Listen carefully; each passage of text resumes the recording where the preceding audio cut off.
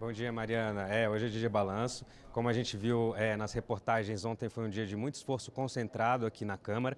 E eu estou aqui com os deputados Ayrton Faleiro, do PT do Pará, ele que é vice-líder do partido na Câmara, e com a deputada Carmen Zanotto, do Cidadania de Santa Catarina, para a gente repercutir um pouquinho a respeito aí desse último suspiro, vamos dizer assim, dos trabalhos legislativos desse ano. Então eu começo pela deputada Carmen Zanotto. Eu gostaria de agradecer a sua presença aqui, deputada, e que a senhora comentasse, por gentileza, quais indicadores a senhora considera mais relevantes aí no orçamento para o ano que vem e qual a expectativa de ver o orçamento impositivo em funcionamento? Bom, primeiro, bom dia, Santiago, bom dia, deputado Ayrton. Estamos encerrando, acredito eu, com um balanço positivo das atividades nossas aqui na Câmara Federal, o que não significa encerrar nossas atividades, porque a gente volta para o Estado e continua os trabalhos dos nossos estados.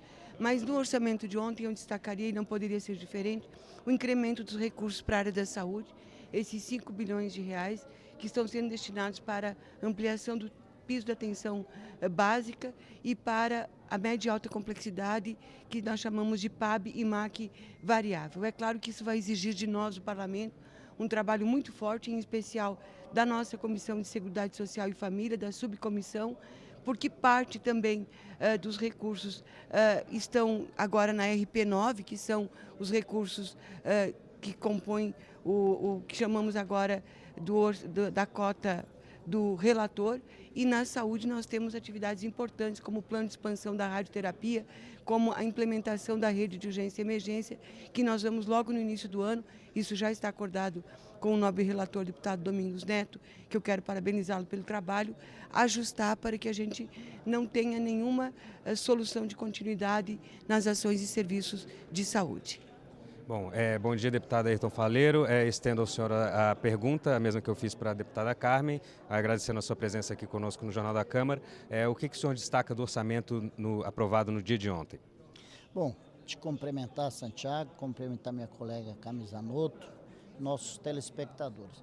Eu acho que esse orçamento, ele demonstra que o poder legislativo se colocou, não pegou uma peça que veio do Executivo e fez pequenos ajustes ou então aprovou a vontade do Executivo. O Legislativo alterou em grande medida e grandes partes do orçamento. Uma delas foi destinar mais recursos para as áreas fins, como saúde, educação, habitação, segurança.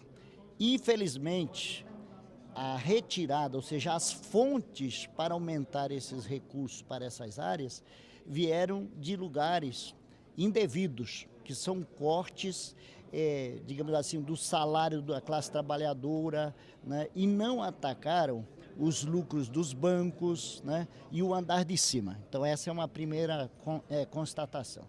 A segunda constatação é essa iniciativa do Legislativo de trabalhar as emendas impositivas de bancada também, né? Eu sempre chamo a atenção, nós não podemos criar uma expectativa na sociedade que as emendas vão resolver tudo. Emenda é a denúncia da ausência da política pública, mas uma emenda que atenda à vontade popular, que atenda aquele município, ela é muito importante. E é importante que ela seja executada, e agora elas vão ser executadas. E ainda temos um fator novo, nós aprovamos, por exemplo, uma transferência especial de uma parte das nossas emendas para os municípios ou estados, sem que passe por aquela burocracia de primeiro receber o projeto, etc, né? E eu acho que também é um debate que nós não podemos esconder aqui e fazer de forma muito serena, é o debate do fundo eleitoral. Aprovamos a peça que veio do Executivo, ou seja, do governo federal, o Congresso recuou no debate de aumentar o fundo, mas deu condição para que um candidato, filho da classe trabalhadora, possa começar a concorrer às eleições, facilitando a vida dos que não têm nem padrinho rico e nem são empresários que bancam as suas campanhas. Eu acho que isso é muito importante. Deputada Carmen, por Eu acho que favor. é importante a questão de não termos aumentado os valores do fundo eleitoral, não ter permitido isso, e o relator já mandou para nós no plenário sem o aumento do fundo eleitoral. Mas o que significam as emendas e o que significa esses recursos de repasse, de, por exemplo, PAB variável ou o MAC variável? Todas as emendas têm que impactar na redução das filas de espera, no melhor atendimento à população e melhores condições para a população que reside naquela cidade. Porque mandar o recurso por mandar, sem a gente ter um retorno de qualidade, de melhoria da vida das pessoas, não dá para a gente agora criar uma lógica de tudo ser emenda. E qual é o impacto dessas emendas se a gente tem, por exemplo, e tivemos uma grande conquista também na saúde, que foi o incremento dos recursos para as habilitações, que é para novos serviços que vão fazer mais cirurgias, mais exames, mais procedimentos para os pacientes. Isso sim é melhorar um orçamento, dizendo que isto precisa ser utilizado para a melhoria do acesso das pessoas. Acho que com todas as críticas que aconteceram durante os últimos meses, em especial em função do orçamento e da possibilidade de ampliação dos recursos para o fundo eleitoral, o resultado foi muito bom, porque não se aumentou o que já é designado, que já veio da peça encaminhada pelo governo. Perfeito. Bom, agora a gente vai assistir a uma reportagem mostrando as aprovações feitas na Câmara dos Deputados, que, assim como o Congresso, no dia de ontem realizou a sua última sessão deliberativa do ano. Num esforço concentrado, o plenário da Câmara analisou nesta terça-feira diversas propostas na última sessão deliberativa do ano. Os deputados concluíram a votação do projeto de lei que estabelece o novo marco regulatório do saneamento básico no Brasil. 3 destaques e uma emenda proposta foram rejeitados e, com isso, a matéria agora segue para o Senado. Entre as principais mudanças trazidas pelo marco do saneamento está a ampliação do período de transição para contratos do setor. Até 30 de março de 2022, ficarão liberados os termos celebrados entre Poder Executivo e empresas estatais sem necessidade de licitação. Os contratos atuais também poderão ser prorrogados por até 30 anos. Após esse prazo, será obrigatória a licitação, na qual poderão competir entes públicos e privados. A discussão da proposta tomou a maior parte do tempo no plenário. Lá em São Gonçalo, várias comunidades já não têm água, a população tem que ficar fazendo vaquinha para caminhão-pipa, tem que ficar comprando galão de água. Vamos apostar que o que o governo está fazendo vai trazer resultado, porque pagar a mais pela água, a população já está pagando quando compra carro-pipa, quando compra galão de água para beber e para fazer comida. Fui numa comunidade mais distante, chamado Seringal, Alagoas. Aí eu pergunto, qual vai ser a instituição privada que vai ter coragem de ficar 8 horas dentro de um carro na estrada de barro, depois mais 5 horas dentro de um barco e fretar um aviãozinho por mais 1 hora para chegar nesta comunidade e vender água para eles? Madrid, por exemplo, Paris, que privatizaram, voltaram atrás por quê? A conta aumentou, teve corrupção e o meio ambiente foi desrespeitado e o privado não fez o investimento. Então, essa é a questão. Por que o Brasil, então, está contra essas experiências que pioram o serviço para o cidadão? E por que os países da Europa estão reestatizando esse serviço? Chegou o momento, o serviço está totalmente atendido, o Estado tem recurso e tem dinheiro, então estão comprando as concessões de volta e oferecendo subsídio com recurso da própria população. Ao contrário do Brasil, nós não temos dinheiro público. Então lá, na Europa, Alemanha, Espanha, os países que foram citados, o Estado está com dinheiro sobrando no caixa, está comprando e dando subsídio para a população. Ainda nessa terça-feira e no intervalo de apenas 1h30, o plenário aprovou por acordo outras 5 matérias. Entre elas, a medida provisória que prevê o pagamento de pensão mensal vitalícia no valor de um salário mínimo para as crianças afetadas pelo Zika vírus. Foi aprovado também o projeto que autoriza o repasse de recursos da União para as associações de proteção e assistência aos condenados, as APACs. Hoje, nós levantamos a bandeira da recuperação das pessoas. E aqueles que estão privados de liberdade, eles precisam ter essa oportunidade. A APAC dá oportunidade àqueles que foram privados e hoje estão presos de se recuperarem e voltarem ao seio da sociedade.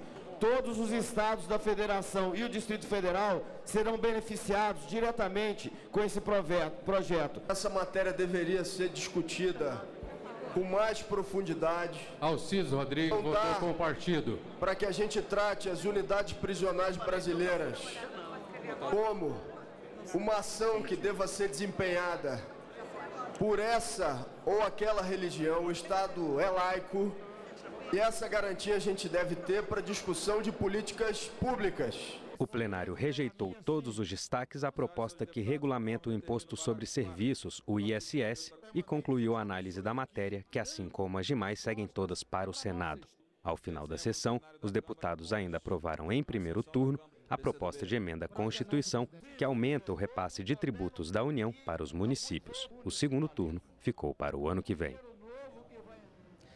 Deputada Carmen, alguma dessas aprovações todas que a senhora gostaria de comentar? Só lembrando para a nossa audiência que a deputada também é enfermeira, então acho que seria bacana comentar um pouco sobre a aprovação dessa MP que beneficia as crianças com Zika. Eu me lembro que um dos pontos de debate foi o período em que as crianças podem ser beneficiadas. Elas precisam ter nascido entre 1º de janeiro de 2015 e 31 de dezembro desse ano agora. A senhora concorda com isso? Nós fizemos um destaque, não conseguimos aprová-lo no plenário, que é a extensão deste período, ou seja, não termos prazo, porque nós não temos garantias de que nenhuma criança mais vai nascer com microcefalia ou uma outra malformação congênita, fruto da questão do Zika vírus, ou seja, causada pelo Zika vírus que nós estamos indenizando. Primeiro, destacar a importância dessa medida provisória para essas famílias. A grande maioria das mães que tiveram seus bebês com Zika vírus tiveram que abandonar o mercado de trabalho. Muitas delas perderam os seus companheiros, porque os maridos, em média, 70% abandonam as famílias quando tem uma criança, um bebê com alguma malformação ou com alguma deficiência.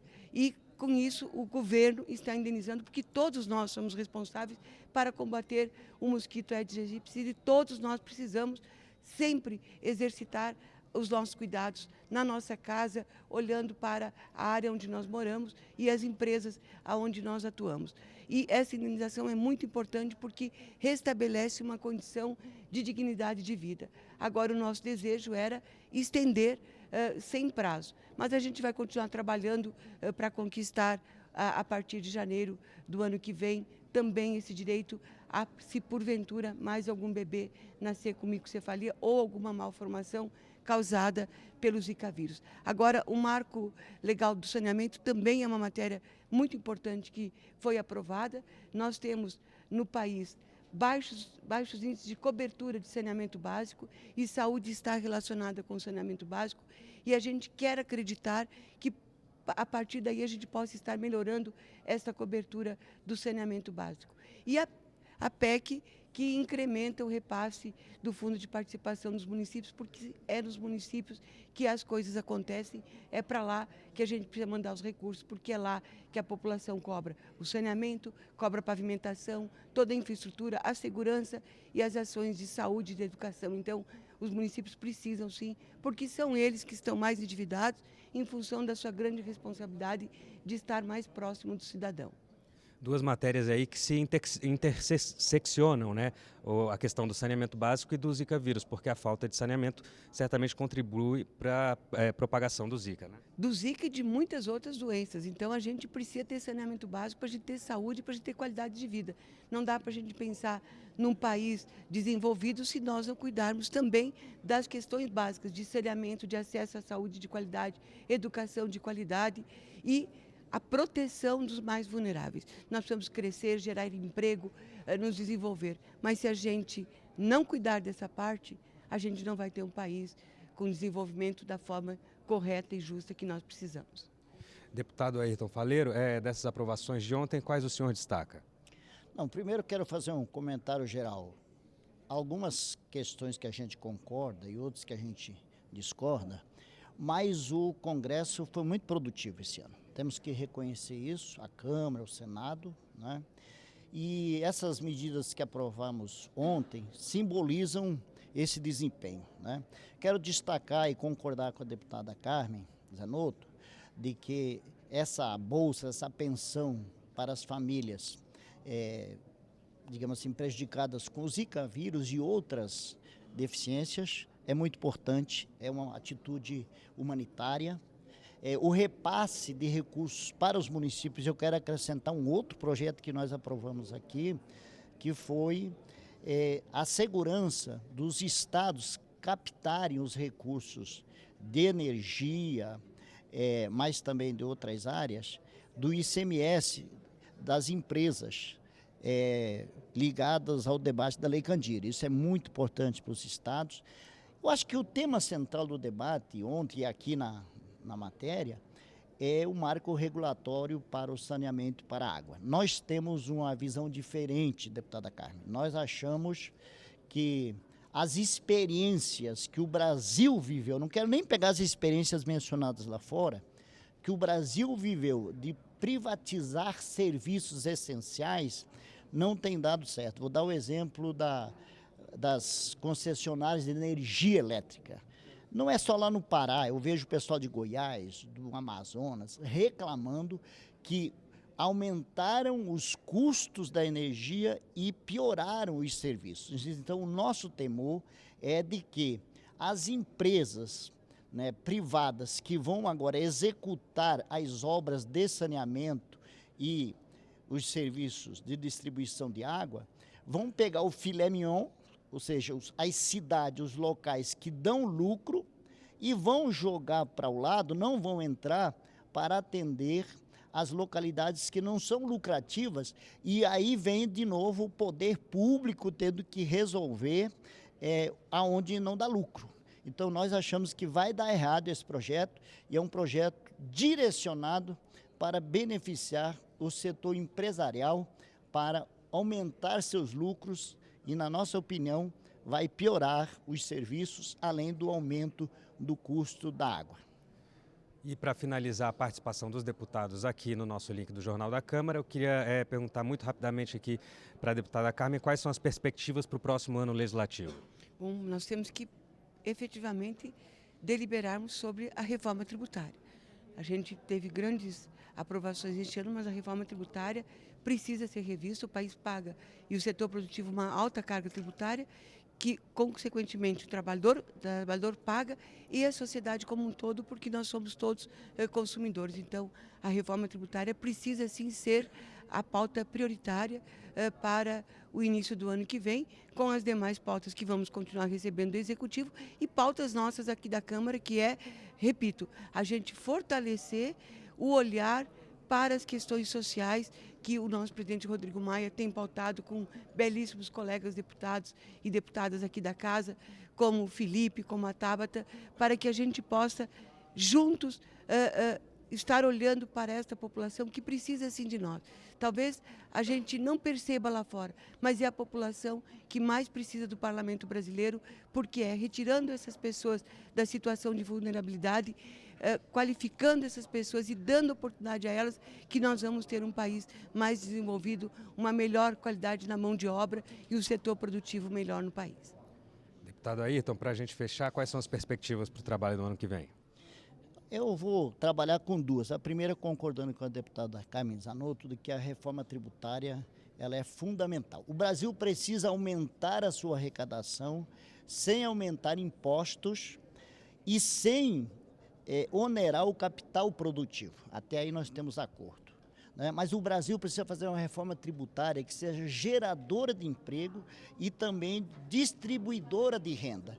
E aí não tem outro caminho. Se a gente quiser fazer uma reforma séria, nós vamos ter que atacar o capital especulativo, que é o que ganha dinheiro com dinheiro, não é, produzindo, e as grandes fortunas, os bancos, o pessoal que lucra, né, e pouco devolve para a sociedade. Mas eu concordo que essa é uma pauta. Para nós, eu sou da Amazônia, tem uma outra pauta que nós vamos ter que priorizar diante das ameaças aos direitos humanos, da violência e dos ataques aos povos da Amazônia, que é regulamentar leis de proteção, né, e endurecer a quem comete crime contra os direitos humanos e ao meio ambiente. Então, para mim, eu pelo menos vou trabalhar, nossa bancada vai trabalhar com prioridade esses dois temas. Eu agradeço muitíssimo a participação da deputada Carmen Zanotto, do Cidadania de Santa Catarina, do deputado Ayrton Faleiro, do PT do Pará. E é com você no estúdio, Mariana. Nós agradecemos, queremos desejar um Feliz Natal e um próspero Ano Novo com muita saúde para a gente conquistar todos os nossos desejos. Perfeito. Feliz Natal, Feliz Ano Novo. Repetindo, né? Feliz Natal, Feliz Ano Novo para todo mundo. É com você, Mariana.